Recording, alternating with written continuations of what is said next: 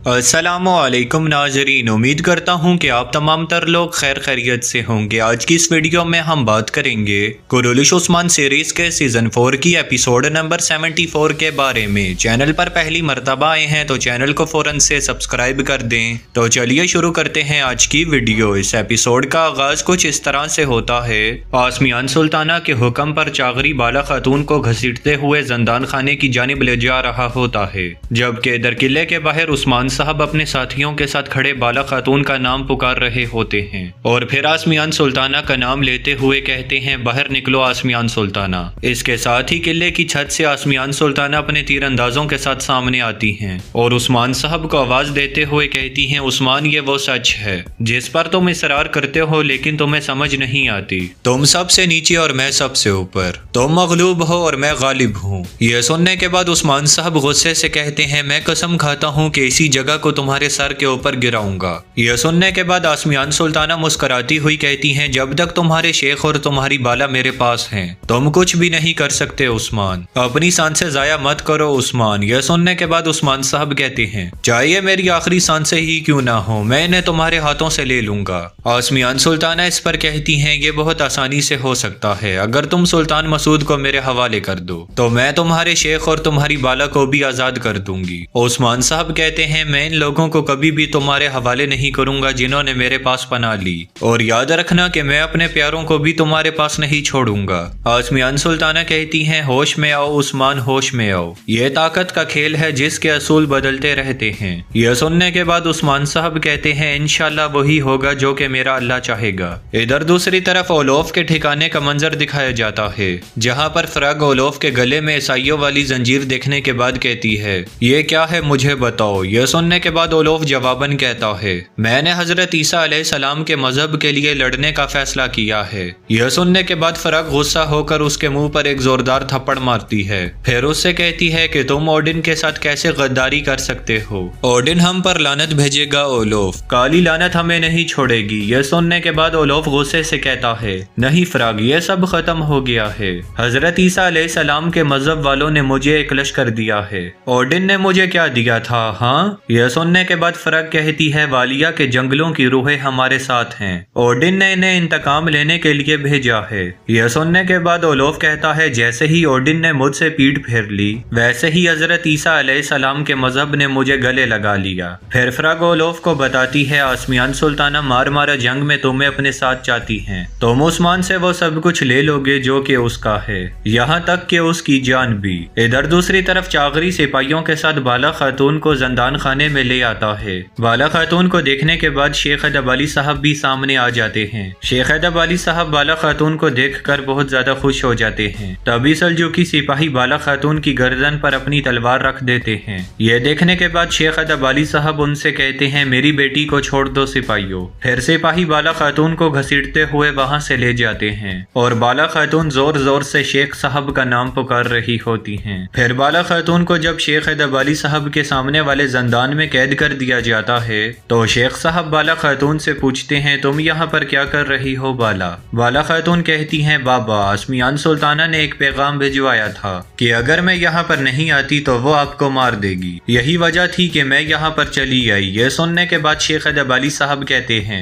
शहादत हमारे लिए अपने अल्लाह से मुलाकात का मकाम है मेरी बेटी, हमारे मुकद्दर में जो कुछ भी हो वो जरूर होकर रहता है, वरना हमारे रब से हमारी मुलाकात तवील हो जाएगी मेरी बेटी। दूसरी तरफ जंगल में उस्मान साहब अपने साथियों से कहते हैं, भाइयों आसमियान सुल्ताना ने हमारे हाथ पैर बांध दिए हैं, उसने अपना खंजर हमारे जिस्म में घोंप दिया है, आपके ख्याल में जख्मी भेड़िया क्या कर सकता है। भाई सुंगुर सिपाही ये सुनने के बाद कहता है, पलट कर वार करेगा जनाब। उस्मान साहब इस पर कहते हैं, बिल्कुल ऐसे ही भाइयों, हम भी इंशाल्लाह नहीं रुकेंगे। इसी दौरान बोरान कहता है, जनाब उन्होंने कहा कि अगर हम उनके खिलाफ जाते हैं तो वो ना ही बाला खातून को छोड़ेंगी और ना ही शेख अदब अली साहब को, हमारे लिए इस रास्ते से गुजरना बहुत ही ज्यादा कठिन है। यह सुनने के बाद उस्मान साहब कहते हैं, अगर हम इस पर काबू ना पा सके तो फिर हम कोई और हल तलाश करेंगे, लेकिन हम बिल्कुल भी हार नहीं मानेंगे मेरे भाइयों, हम अपने जंगजुओं की तादाद में तेजी से इजाफा करेंगे, हम एक सुरंग खोदना शुरू करेंगे, हम दीवारों के अंदर से दाखिल होंगे मेरे भाइयों, लेकिन हमसे जितना भी हो सका हम खुदाई करते रहेंगे और तलुए आफत से पहले इंशाल्लाह इस मामले को खत्म कर देंगे। हम इन पर उस वक्त हमला करेंगे जब इन्हें तवक्को तक नहीं होगी। दूसरी तरफ फराग घोड़ा गाड़ी पर सवार होकर किले तक पहुंचती है और उसके साथ ओलोफ और उसके करीबी साथी भी मौजूद होते हैं जिन्होंने सल्जूकी सिपाहियों का लिबास पहना हुआ होता है। इसी दौरान उनके रास्ते में बेंगी खातून आ जाती हैं और वो आवाज लगाकर कहती है मारता, और फिर फराग के करीब आकर कहती है क्या तुम्हें वालिदा सुल्ताना ने बुलाया था? फराग मुस्कुराते हुए कहती है जी हाँ। फिर बेंगी खातून सिपाहियों की जानिब देखते हुए कहती है क्या तुम दोबारा कपड़े ले आई हो? फराग जवाबन कहती है जी हाँ बेंगी खातून, लेकिन हमें थोड़ी देर हो गई, मुझे माफ कीजिएगा, आसमियान सुल्ताना को इंतजार नहीं कराते। ये कहने के बाद वो ओलोफ और उसके साथी वहाँ से आगे बढ़ जाते हैं। दूसरी तरफ कुमराल अब्दाल साहब कोहनूर अल्प के जख्मों का इलाज कर रहे होते हैं और उनके साथ आयशा खातून भी मौजूद होती हैं। वो आयशा खातून से कहते हैं ये गहरे जख्मों का सबब बनता है, होश में कमी और सांस लेने में सुस्ती। आयशा खातून इस पर कहती हैं कि मैंने आज से पहले ऐसी बीमारी कभी भी नहीं देखी, क्या ये एक वबा की तरह है? कुमराल अब्दाल साहब कहते हैं ये कोई अलग ही चीज है, मैंने भी आज से पहले ऐसी वबा कभी नहीं देखी, जिस किसी ने भी ऐसा किया वो इंसान नहीं हो सकता।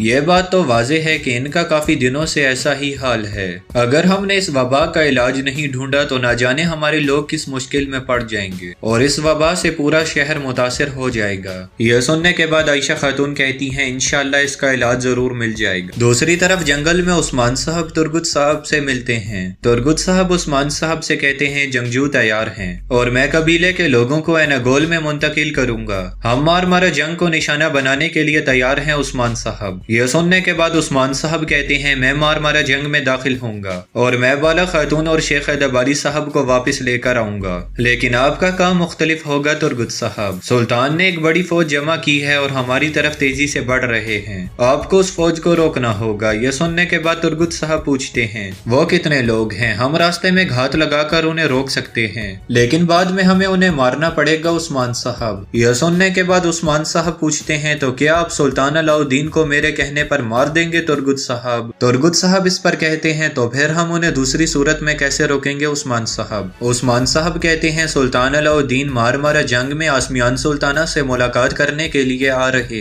रास्ते में आप उनसे मिलेंगे और आप उनका रास्ता सगोद की तरफ बदलने पर मजबूर कर देंगे, हम उनकी वहाँ पर बहुत अच्छे से मेजबानी करेंगे। नाजरीन दूसरी तरफ मारा जंग का मंजर दिखाया जाता है जहाँ पर आसमियान सुल्ताना बाला खातून और शेख अदबाली साहब को देखने के लिए जंदान खाने में जाती हैं। बाला खातून आसमियान सुल्ताना को देखने के बाद गुस्से से कहती हैं तुमने जो कुछ भी किया इसका हिसाब तुमसे जरूर लिया जाएगा, याद रखना कि वो दिन जरूर आएगा जब तुमसे हिसाब लिया जाएगा। आसमियान सुल्ताना इस पर कहती हैं हिसाब तो तुम दोगी बाला खातून, तुमने मुझ पर खंजर उठाया, तुमने मुझे जहर दिया और यहाँ तक कि तुमने मेरी मोहर भी चुरा ली। खैर अब तो तुम्हारे साथ साथ तुम्हारे बाबा भी मेरे कैदी हैं, जब तक उस्मान सुल्तान मसूद को मेरे हवाले नहीं कर देता तब तक तुम बाप बेटी यहीं पर रहोगे। शेख अदबाली साहब ये तमाम तर बातें सुनने के बाद कहते हैं हम तकदीर के मुताबिक जिंदगी गुजारते हैं, हमें अपनी जिंदगी का कोई भी डर नहीं, लेकिन कौन जानता है कि आपके साथ उस्मान साहब क्या करेंगे। आसमियान सुल्ताना ये सुनने के बाद मुस्कुरा कर कहती हैं कि आप जानते हैं कि मेरे साथ उस्मान क्या करेगा।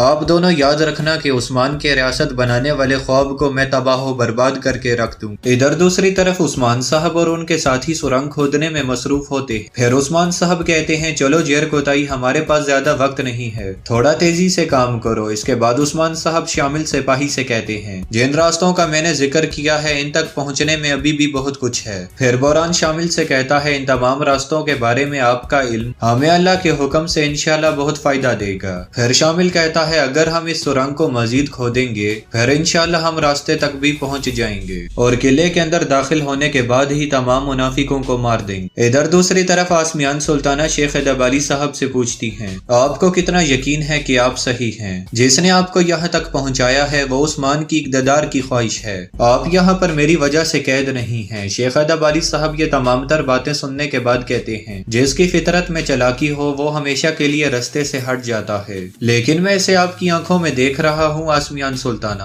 आप बहुत ज्यादा खौफजदा हैं अपने इस दुनिया के अंजाम से भी और आखिरत के अंजाम से भी। आसमियान सुल्ताना इस पर कहती हैं आंखें दूसरी आंखों का आईना होती हैं, आप मेरी इन आंखों में जो खौफ देख रहे हैं वो आपका अपना खौफ है। जिस दिन आप उस्मान के साथ हो गई और कोनिया के साथ गद्दारी की उसी दिन से आपकी बुजुर्गी भी खत्म हो गई, इसलिए अपने आप को मजीद मत थकाएं। अभी तो मेरा दिल चाह रहा है कि मैं यहाँ पर रहूं और तुम लोगों से मजीद बातें करूं, लेकिन मुझे तुम्हारे उस عثمان کو بھی گرفتار کرنا ہے، اس لیے مجھے ابھی یہاں سے جانا ہوگا۔ یہ کہنے کے بعد آسمیان سلطانہ وہاں سے جانے لگتی ہیں۔ تو ناظرین، اسی کے ساتھ اس ایپیسوڈ کا اختتام ہوتا ہے۔ آگے کی ایپیسوڈ بھی کچھ ہی دیر میں ہمارے چینل پر اپلوڈ کر دی جائے گی۔ چینل پر پہلی مرتبہ آئے ہیں تو چینل کو فوراً سے سبسکرائب کر کے کومنٹس میں ڈن لکھ دیں۔ میں ملتا ہوں کچھ ہی دیر میں انشاءاللہ آپ سے اگلی ویڈیو میں، تب تک کے لیے اپنا خیال رکھیے گا۔ اللہ نگہبان۔